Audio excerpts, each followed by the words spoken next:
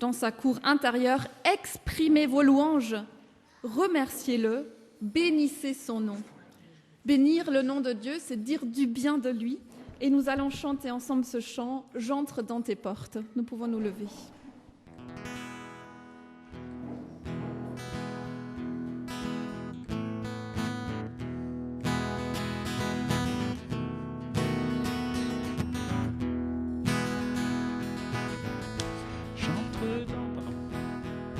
J'entre dans tes portes, j'entre dans tes parvis, avec des louanges, devant toi me voici. Je reconnais ta majesté, je reconnais ta royauté.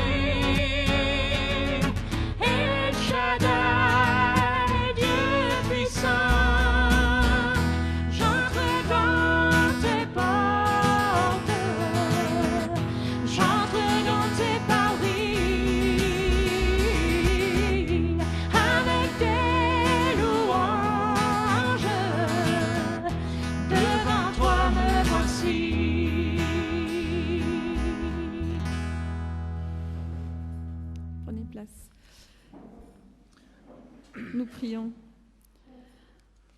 En ce dimanche qui marque le début de la semaine, nous nous présentons devant toi, Seigneur. Donne-nous de nous nourrir de ta présence, de ta parole. Ouvre-nous à ton esprit, mets en nous ta joie, ta paix, ta force. Au nom du Père, du Fils, du Saint-Esprit. Amen. Amen. Et je souhaite une très chaleureuse bienvenue à tout le monde à notre célébration ce dimanche d'été. Nous sommes là pour 7 heures ensemble devant Dieu et c'est Dieu qui nous accueille sans faire de distinction de personne.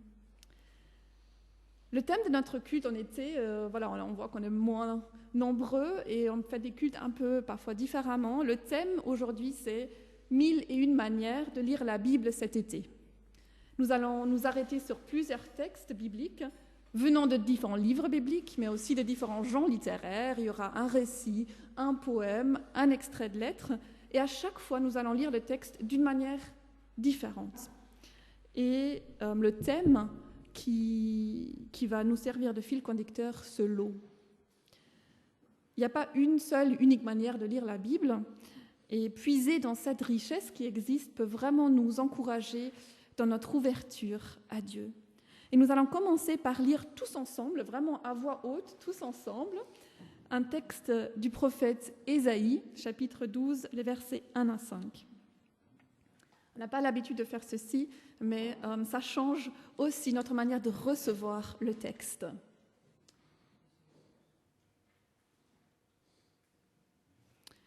Tu diras ce jour-là, je t'acclame, Seigneur, qui souffla contre moi. Ta tempête retombe, tu m'apaises. Voici Dieu, mon issue, ma confiance, plus d'effroi. Oui, ma force, mon chant, c'est le Seigneur. C'est le Seigneur, pour moi, c'est lui l'issue. Vous puiserez l'eau dans la joie aux sources. Vous trouverez l'issue.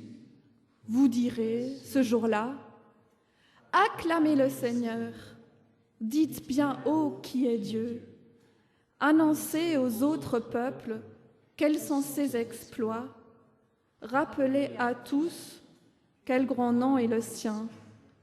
Des chants pour le Seigneur, oui, il a fait de grandes choses, que c'est toute la terre. Dieu de toute grâce, trésor de bonté, source intarissable d'infinis bienfaits. On a parlé de ces sources où nous pouvons puiser. Et nous chantons ensemble ce chant, Dieu de toute grâce. On peut se lever.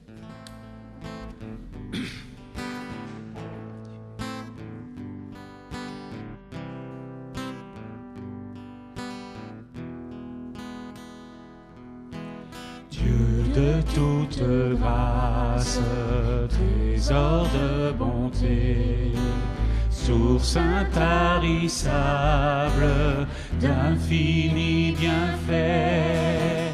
Tout en moi soupire le jour et la nuit, après ta présence qui comble ma vie.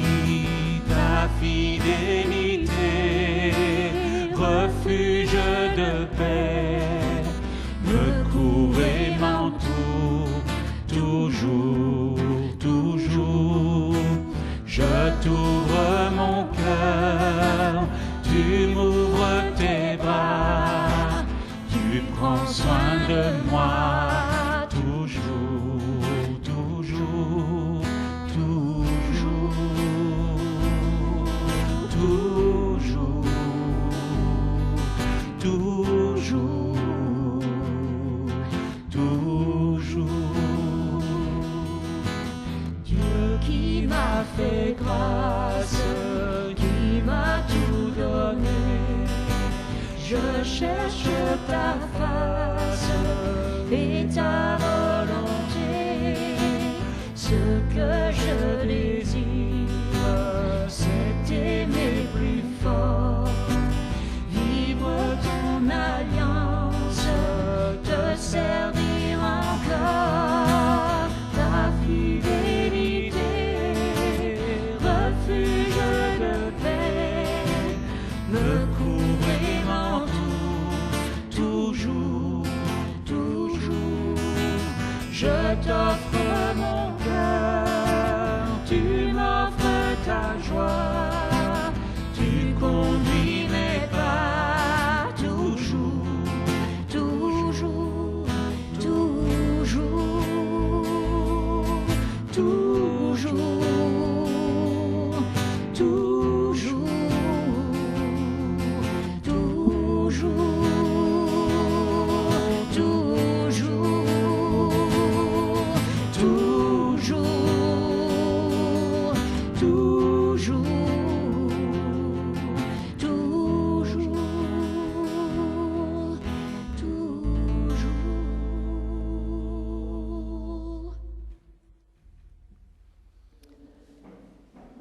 Notre Dieu est une source intarissable d'infinis bienfaits, mais parfois, il n'empêche que nous avons soif. C'est de cette soif que parle le chœur parlé par 4 voix, qui est une réécriture du psaume 42. Et j'invite Bernard, Sylviane et Léo à faire cette lecture avec moi.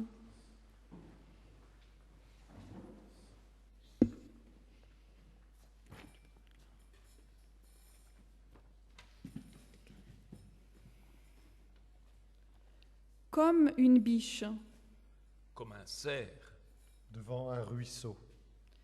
j'ai soif de toi. oh, j'ai soif de Dieu.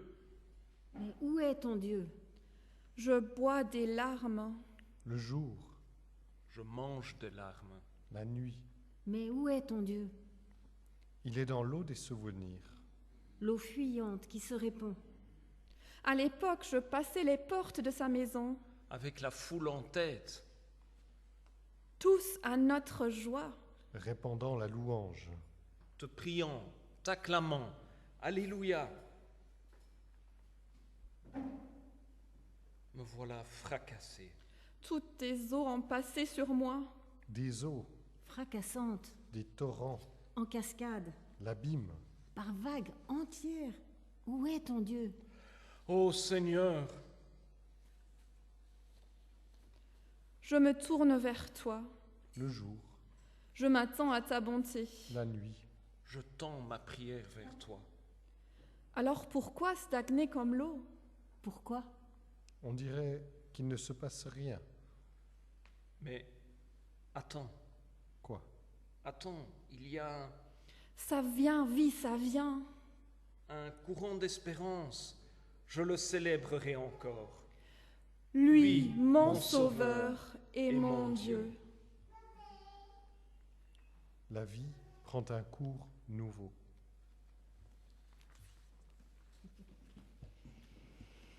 La vie prend un cours nouveau. Ta parole et passage qui nous dit un chemin dans le découragement ou l'attente interminable que nous pouvons vivre parfois, un chemin dans le cri dont Audrey nous a parlé la semaine passée. Et l'encouragement peut venir à nous par un souvenir, comme dans ce psaume, un mot murmuré par Dieu, une parole venant de lui, un geste, un sourire. Comme un souffle fragile, ta parole se donne. Un souffle fragile et en même temps si percutant, et ta parole, elle se donne. Et nous pouvons la recevoir aujourd'hui encore. Levons-nous.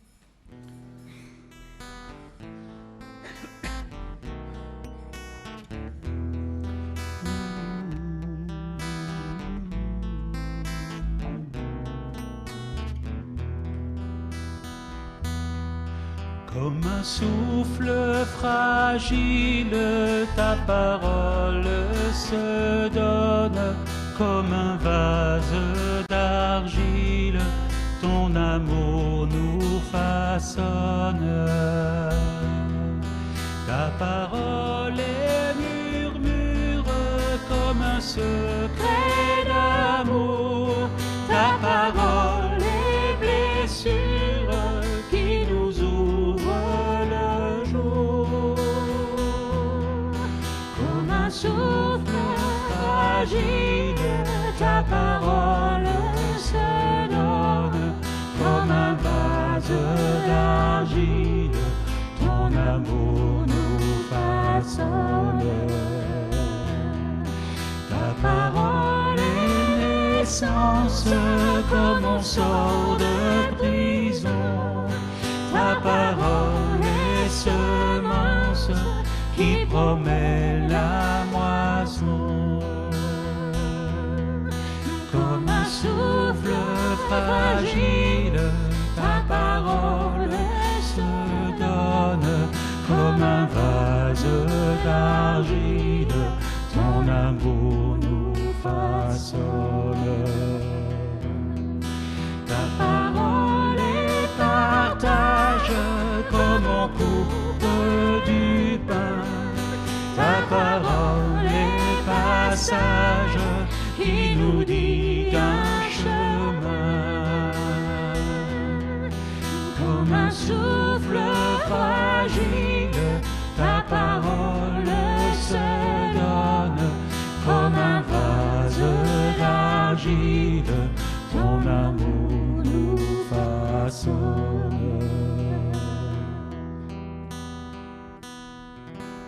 Prenez place. L'Évangile ne force pas, il invite. L'Évangile perdrait toute sa valeur et toute sa saveur, toute sa force et sa cohérence, s'il n'était plus cette parole qui souffle à nos portes et nous invite sans nous menacer. Une parole qui nous invite sans nous menacer. Nous allons lire maintenant un extrait de l'Évangile de Jean, chapitre 1 à 11.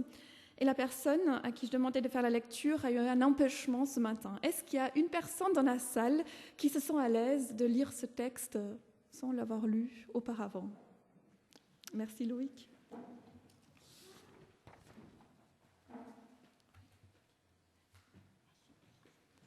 Jean chapitre 2, versets 1 à 11. Le 3e jour, une noce avait lieu à Cana de Galilée. La mère de Jésus y était. Jésus aussi était invité à la noce avec ses disciples. Le vin a manqué. La mère de Jésus lui a dit : « Ils n'ont plus de vin. » « Femme, ne te mêle pas, dit Jésus.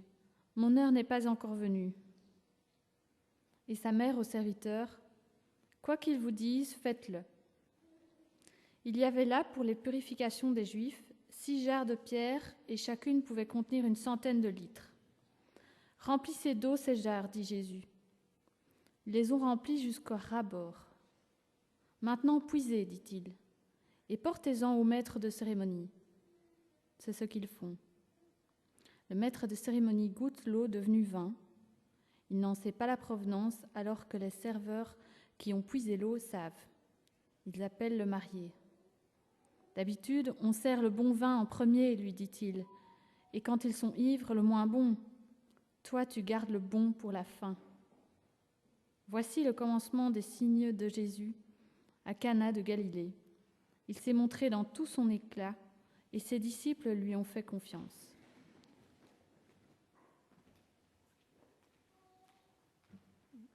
Merci.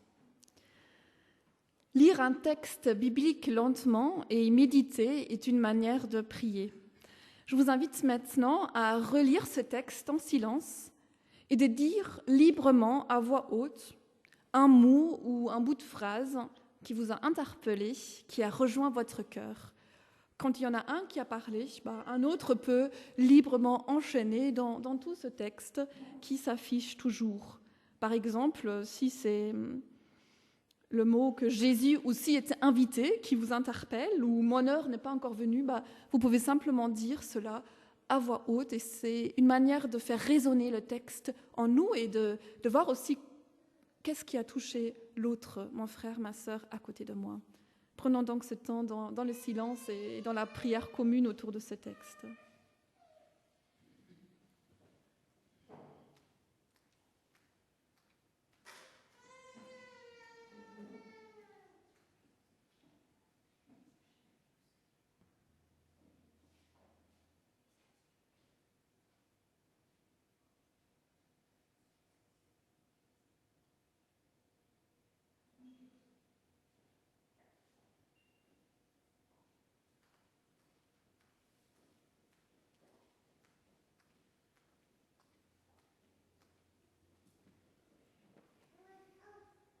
Moi, il y avait deux mots maintenant puisés. Parce que souvent, c'est repris souvent dans la Bible, et puis ça rappelle qu'on doit souvent puiser à la source. Revenir à la source.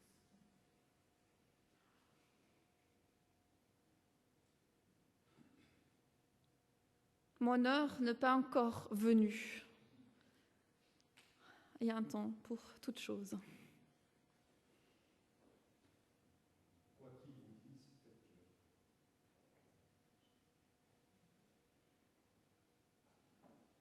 Ne te mêle pas toutes les fois où on pense que Dieu devrait faire ceci ou cela. Les serveurs qui ont puisé l'eau savent.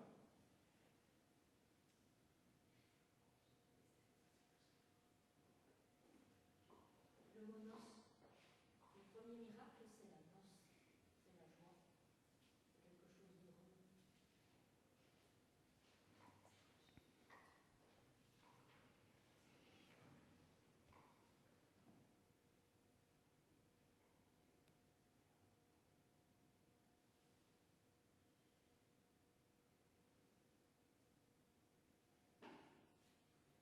Ses disciples lui ont fait confiance.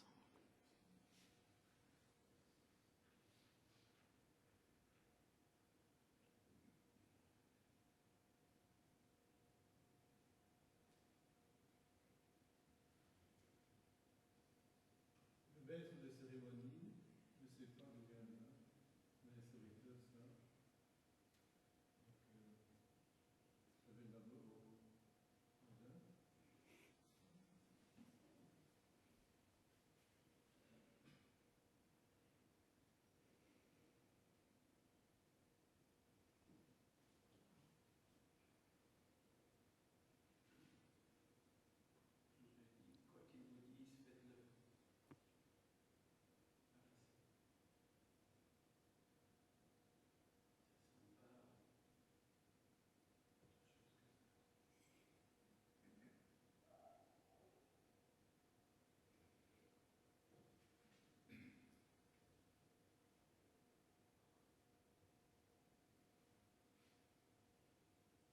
Voici le commencement.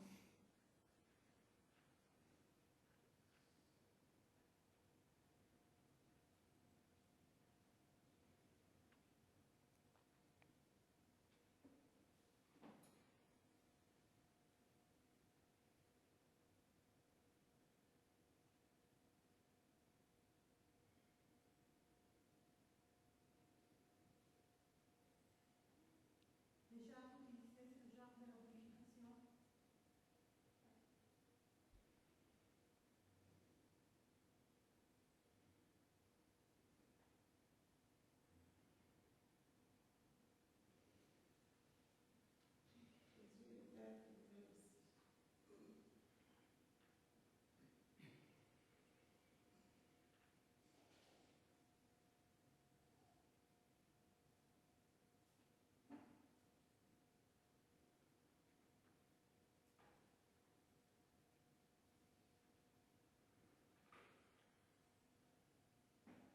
Merci, notre Dieu, pour la richesse de ta parole, que ces mots, ces bouts de phrases qui nous ont parlé puissent encore résonner cette semaine dans nos cœurs, qu'on puisse continuer à y méditer.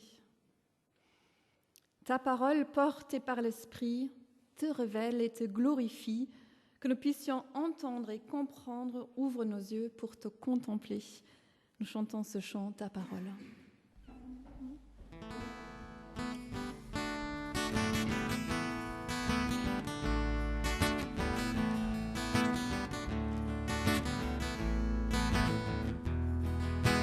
Ta parole portée par l'Esprit te révèle et te glorifie, que nous puissions entendre et comprendre.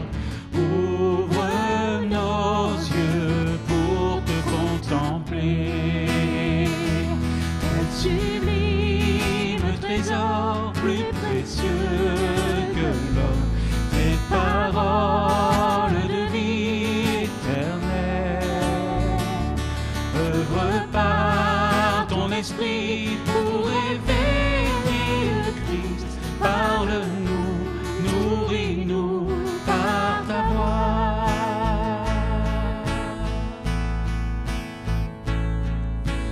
Ta parole convainc le péché et nous change pour te ressembler. Que nos cœurs soient comme un sol fertile, combat en nous l'incrédulité. Oh, quel sublime trésor, plus précieux que l'or, tes paroles de vie éternelle. Œuvre par ton esprit pour révéler le Christ. Parle-nous, nourris-nous par ta voix.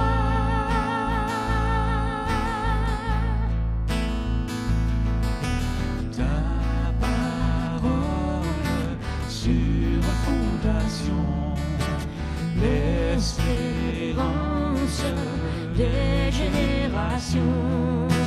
Que nos vies soient bâties sur ce roc. Instruis-nous pour marcher dans tes voies. Quel sublime trésor, plus précieux que l'or, tes paroles de vie éternelle. Œuvre par ton esprit pour révéler le Christ. Parle-nous, nourris-nous par ta voix.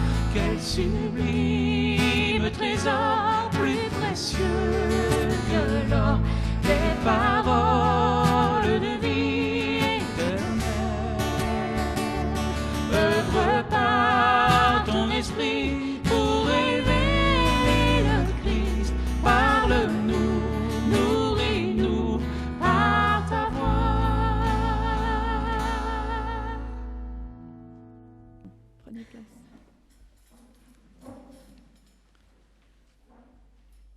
Je vais lire une méditation de Marion Muller-Collard sur ce texte de l'évangile de Jean que nous venons d'étudier, de prier ensemble. Le sens des saveurs. Peu de choses sont anecdotiques dans l'évangile en général et dans l'évangile de Jean en particulier. Aussi n'est-il sans doute pas innocent que le 4e évangile ouvre le ministère de miracles du Christ par l'inaugural signe de Cana. Car si les miracles à venir sont majoritairement des miracles de guérison, cette première manifestation à Cana est un miracle de saveur. L'anthropologue Françoise Héritier, dans son petit opuscule « Le sel de la vie », où elle décline les variations de l'existence qui donnent goût à vivre, parle d'un principe de dynamo, On pourrait parler de moteur, d'élan, de désir, de foi peut-être. Chacun pourra décliner en lui-même les détails infimes qui donneront à sa journée une teinte de joie, un arrière-goût de reviens-y qui le mettra en appétit pour la journée du lendemain. Est-ce l'indéfectible sourire d'une secrétaire en arrivant au travail, l'ingéniosité d'un chat familier pour arriver à ses fins gourmandes? Chacun pourrait écrire son propre livre de cuisine et répertorier les saveurs du quotidien qui rehaussent le goût de la vie. Dieu nous connaît comme s'il nous avait fait. Il sait que nous ne prendrons part à l'aventure humaine que portés par la vivacité du désir. Il sait que le désir humain a partie liée à la saveur des choses, des liens et des événements. Il sait aussi que nous sommes fins gourmets. Et s'il nous envoie son Fils, c'est pas seulement pour parler de valeur, mais aussi de saveur. C'est pour cultiver en nous le goût. Aussi, n'est-il pas étonnant que la première chose que fasse le Christ, après s'être entouré de ses disciples, soit de transformer de l'eau en vin? Se faire homme l'inscrit dans un vaste réseau de sens.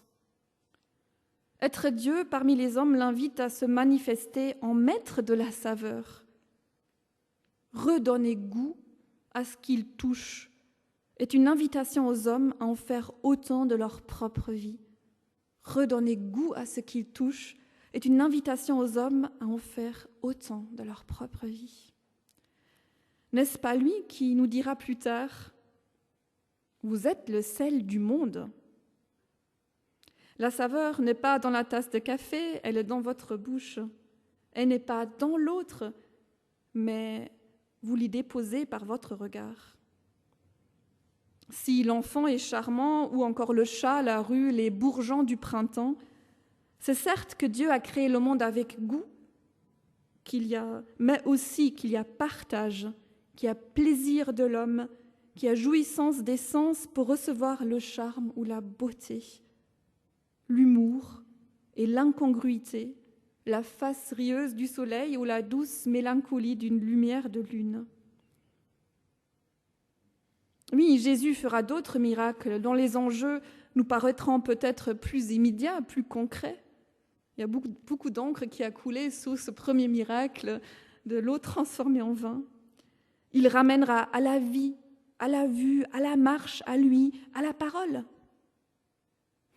Mais à quoi bon nous faire recouvrir nos sens si nous n'avons pas d'abord reçu le sens des saveurs? À quoi bon nous faire recouvrir nos sens si nous n'avons pas d'abord reçu le sens des saveurs?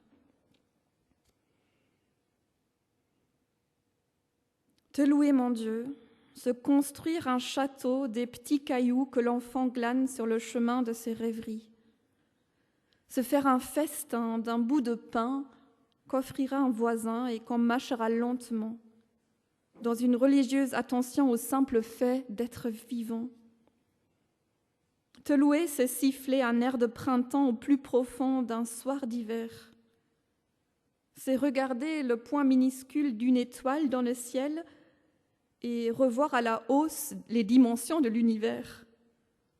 C'est revoir à la baisse notre propre importance. C'est se sentir petit et immense de te connaître. C'est rire pour 3 fois rien aimer. C'est jouir simplement de se sentir vivant dans une poignée de main. Te louer, mon Dieu, se mordre dans un fruit, goûter un vin nouveau. Se reconnaître enfin ta divine alchimie derrière le goût de l'eau. Se sentir petit et immense de te connaître. Ça me rejoint. Très souvent, je me dis, ma petitesse, mon insignifiance quand je pense à la grandeur de l'univers, et en même temps, notre grande valeur d'être créé à l'image de Dieu, d'être ses enfants, ses créatures.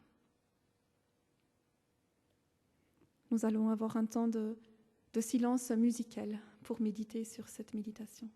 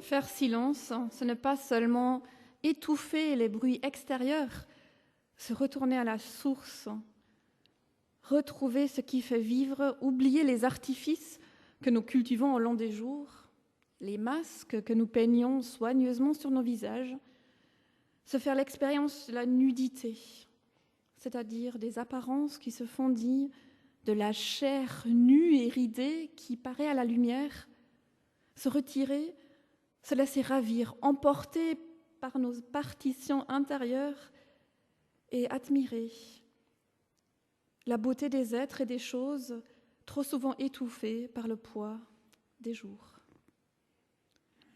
Revenir à la source. Charles Singer.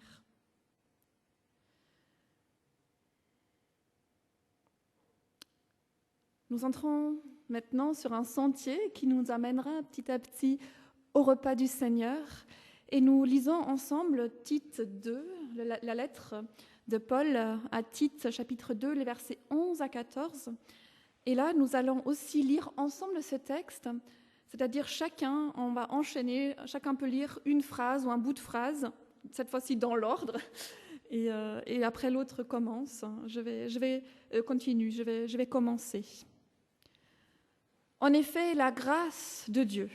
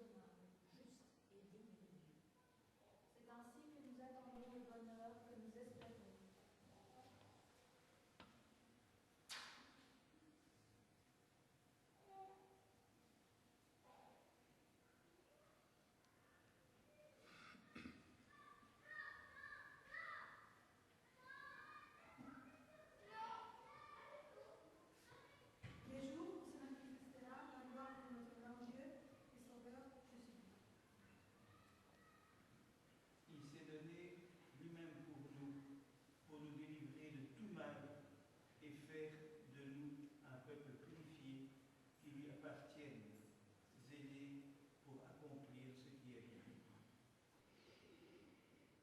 Il s'est donné lui-même pour nous. Et nous chantons Rédempteur du monde.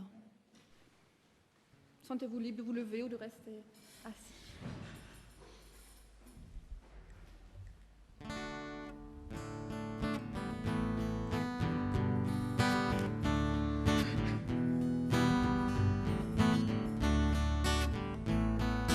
Rédempteur du monde, Jésus-Christ, Fils de Dieu, ta joie et ta paix m'inondent, toi l'agneau venu des cieux.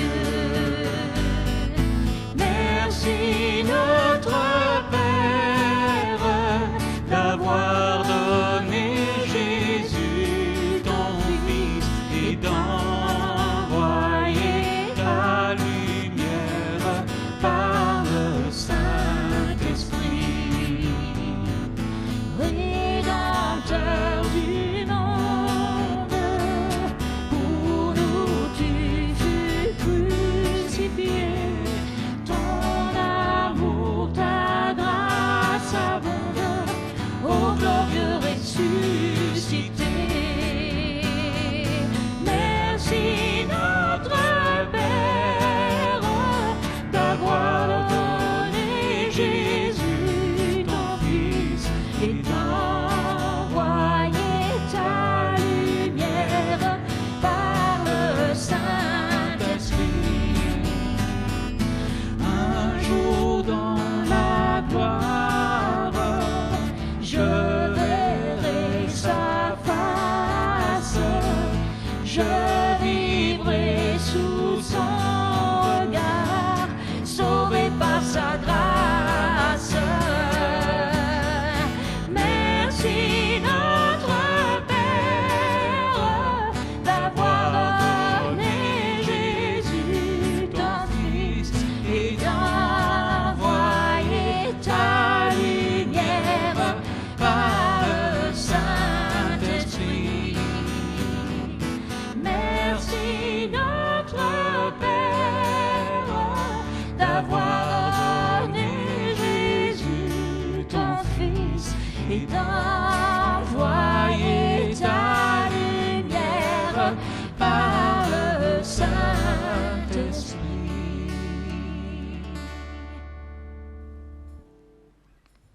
Prenez place. On parle de l'eau aujourd'hui, voilà, ça, l'illustration, la pluie qui tombe, qu'on entend sur le toit. Je vais lire un extrait d'un livre de Gabriel Ringlet, et ce chapitre est intitulé « Pain ». J'ai lu il y a quelques temps et je me suis dit, oui, ce passage m'a beaucoup touchée, je vais le garder pour un moment de sainte scène. Il décrit, il s'imagine ce dernier repas que Jésus prend avec les disciples, et avec avant aussi, vous allez entendre parler de l'homme à la cruche, quand Jésus va dire à 2 disciples d'aller en ville, qu'ils vont rencontrer un homme qui va porter une cruche et qui va leur indiquer l'endroit où ils vont prendre ce dernier repas. Donc là aussi, à nouveau, il y aura des extraits qui vont être affichés. Ce jour-là, le premier jour des pains sans levain, le premier des 7 jours où tout levain devait être écarté des maisons, le premier des 7 jours où il n'était pas question de manger du pain fermenté, Jésus revient, tout près de la naissance, il parcourt le chemin de la mémoire. Ce jour-là, curieusement, c'est un homme qui revient du puits, l'homme à la cruche. Je ne sais pas pourquoi, mais j'ai toujours eu comme une tendresse pour cet homme-là.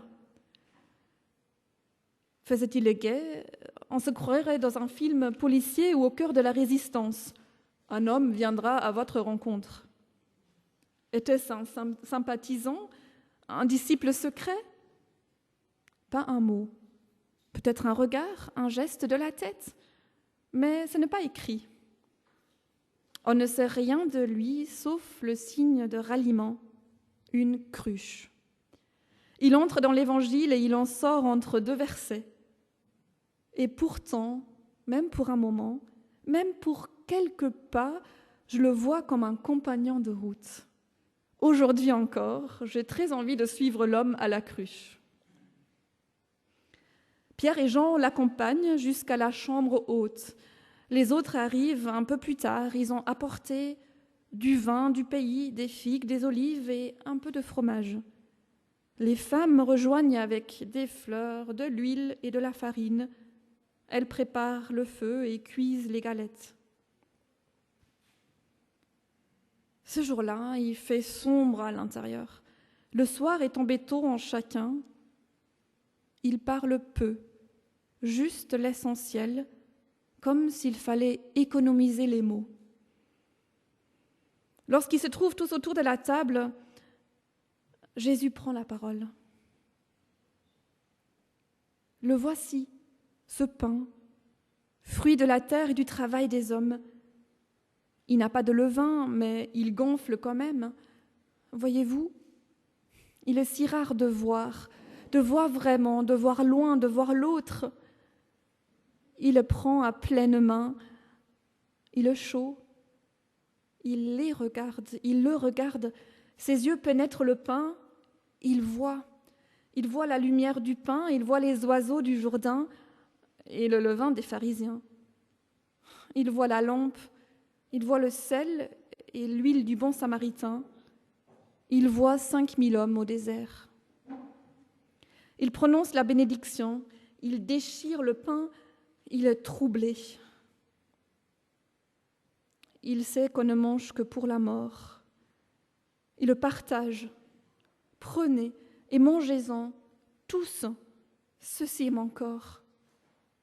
Parole immense, parole impossible. Elle ouvre une plaie en eux, ils ont l'appétit coupé.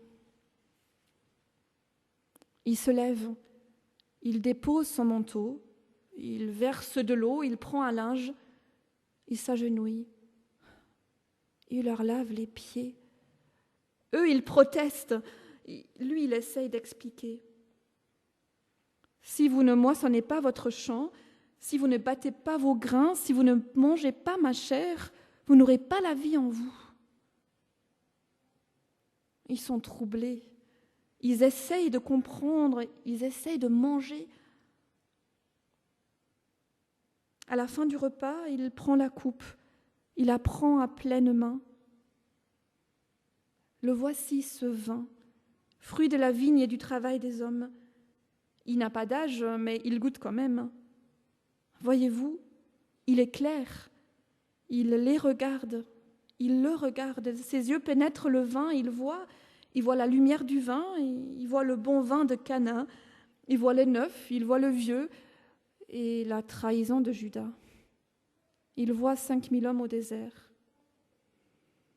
Il élève le vin de la Pâque, le vin de la liberté, le vin des noces de l'homme et de la femme, le vin du Golgotha.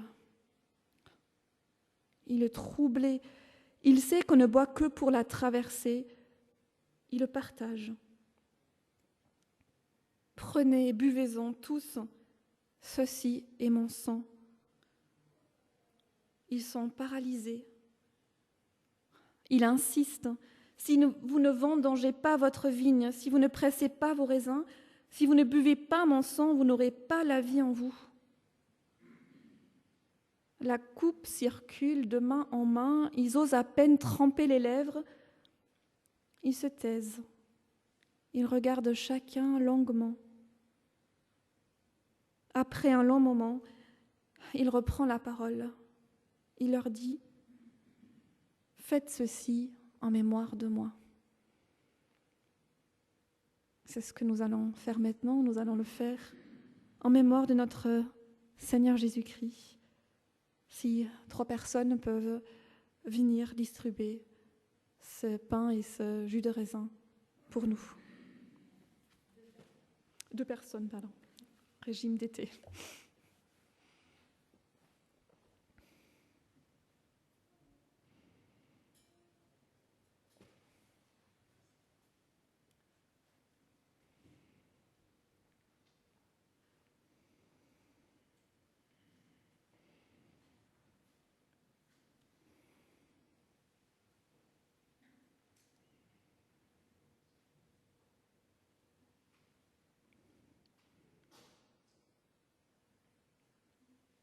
voulons te dire merci, Seigneur. Toujours et partout, toi, notre Dieu, par Jésus-Christ. En lui, tu as créé toutes choses, tu nous as façonnés à ta propre image. Par Christ, tu nous as rachetés de l'esclavage du péché, de la mort. Tu nous as réconciliés avec toi, tu as fait de nous tes enfants et ton peuple. Et nous voulons joindre nos voix à la voix de l'Église universelle, à la voix des anges et à la grande nuée des témoins. Nous voulons exalter ton nom. Saint, Saint, Saint est le Seigneur. Le ciel et la terre sont remplis de sa gloire. Hosanna au plus haut des cieux. Béni soit celui qui vient au nom du Seigneur. Hosanna dans les cieux. Amen.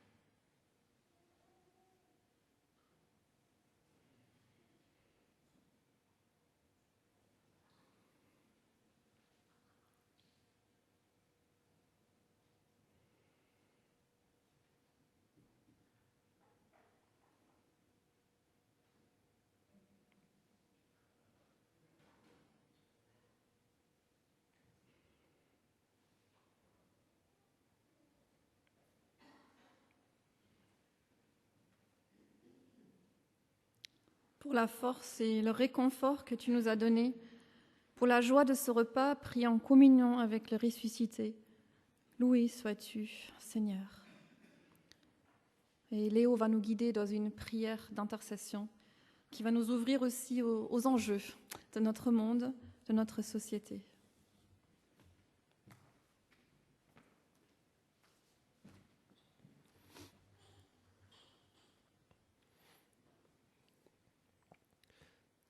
Seigneur, nous te confions aujourd'hui les obstacles qui entravent notre marche vers une paix accomplie.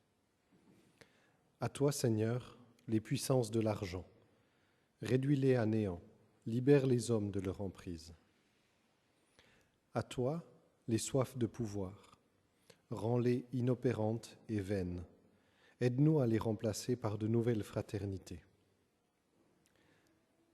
À toi, Seigneur, l'amertume et le ressentiment qui empêchent le pardon, les velléités de vengeance, les conflits ancestraux. Donne la paix du cœur à celles et ceux qui en souffrent. À toi, Seigneur, l'orgueil identitaire des peuples et des communautés, qu'ils se trouvent en aimant et en accueillant. À toi, Seigneur, les lois et les règlements nécessaires à la vie en société, qu'ils soient faits pour l'homme et non l'homme pour eux. À toi, Seigneur, nos églises souvent timorées, qu'elles portent haut les couleurs de l'Évangile, qu'elles puisent en toi par les Écritures les gestes disant ton amour du monde. À toi, Seigneur, toute vie en souffrance, les êtres humiliés, les croyants persécutés, les pauvres rejetés, les fatigués, les chargés. À toi, Seigneur, notre prière. À toi, nos vies, consacrées à accomplir ta volonté. Amen.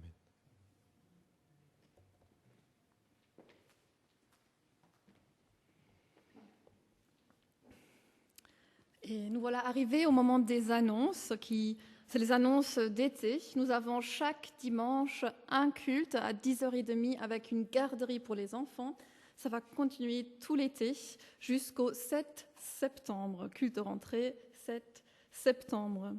La convention de notre réseau d'églises, donc l'association baptiste à laquelle notre église est affiliée, se termine aujourd'hui. Il y a plusieurs personnes de la communauté qui sont parties pour vivre ce moment de communion ensemble. Et voilà, vous voyez encore afficher la permanence. Donc, comme Audrey et moi aussi, on est parfois en congé cet été. Il y a des permanences. Moi, je suis de retour et Jean-Jacques est aussi de permanence avec moi cette semaine. N'hésitez vraiment pas si vous souhaitez nous appeler ou recevoir une visite. On est vraiment disponible pour cela. Heidi a apporté des mirabelles et elle dit que tout doit partir, donc servez-vous. Elle a vraiment apporté ça pour vous, servez-vous librement.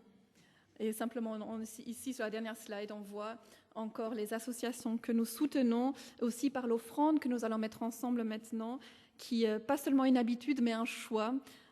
Soutenir ces associations et aussi le bon fonctionnement de notre communauté. Et nous chantons que la joie et la paix de Dieu nous habitent pendant ce temps d'offrande.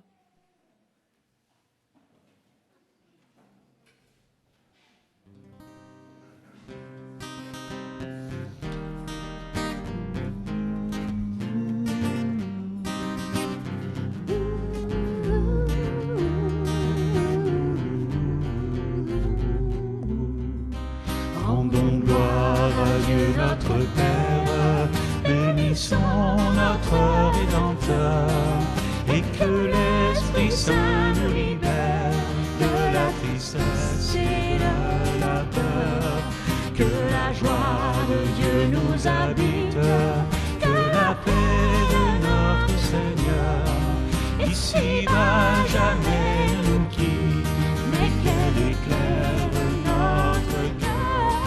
Rendons gloire à Dieu notre Père, bénissons notre Rédempteur, et que l'Esprit Saint nous libère de la tristesse et de la peur. Que la joie de Dieu nous habite, que la paix de notre Seigneur ici-bas jamais ne nous quitte, mais qu'elle éclaire notre cœur.